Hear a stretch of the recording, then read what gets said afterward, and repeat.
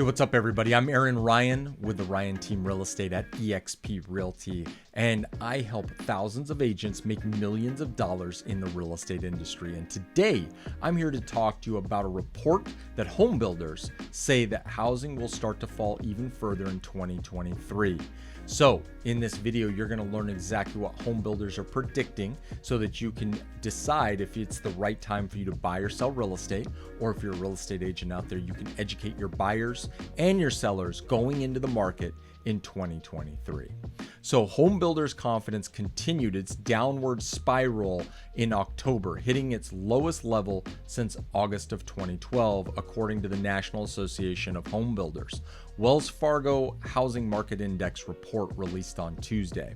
So in October, builder sentiment in the market for newly built single-family homes fell 8 points from September to a reading of 38 points, half the level it was 6 months ago.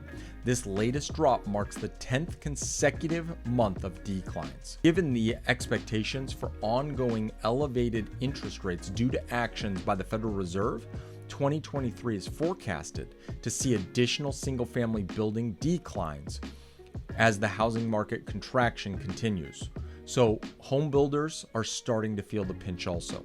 They're starting to see that the economy in 2023 as it relates to the housing market is probably going to soften. So they're not building as many homes, they're not finishing out subdivisions, and so we're not going to have as many homes to choose from because there's not as many buyers in the marketplace right now. While some analysts have suggested that the housing market is now more balanced, the truth is that home ownership rate will decline in the quarters ahead as higher interest rates and ongoing elevated construction costs continue to price out a large number of prospective buyers. So remember, in the home building industry, we ran into a number of issues. Number one was subcontractors demanded more money because of inflation. So their rates went up every single project, it seemed like. The second thing, materials went up. As they were in more limited supply, we saw that there was a rising cost in building materials. And now with rates going up, we're seeing fewer builders or fewer buyers in the marketplace.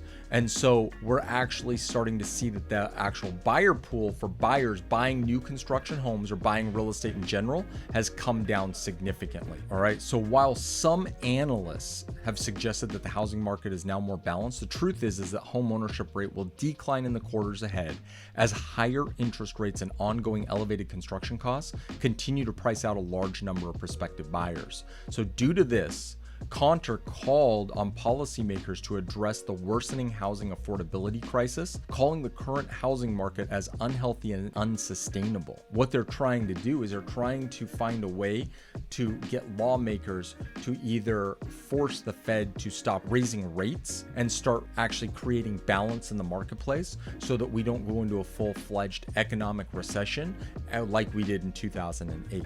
Remember, when housing slows, housing is one of the biggest indicators if we're going to be entering a housing crisis, an economic crisis, and if we're going to see the US economy go into a recession. The majority of people's net worth is tied to their actual housing, to their real estate. So one thing that we want to keep in mind is that as rates go up, we're going to see people's net worth come down. We're going to see more foreclosures in the marketplace. We're going to see prices starting to soften. We're going to see people being able to leverage their homes to purchase other assets come down.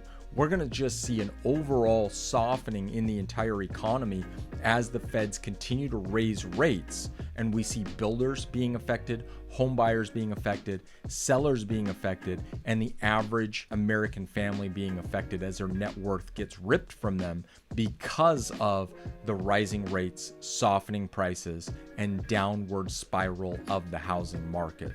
So hopefully that helps you understand what's going on in today's marketplace, understand what's happening in new construction. If you're a fan of our video, please go ahead and hit the like button down below. If you're a fan of our content, you want to encourage us to make more, hit that subscribe button down below. And if you have questions regarding the content we put out today, go ahead and leave those comments and questions down below. We do our best to always answer those immediately and to make sure to get back to you.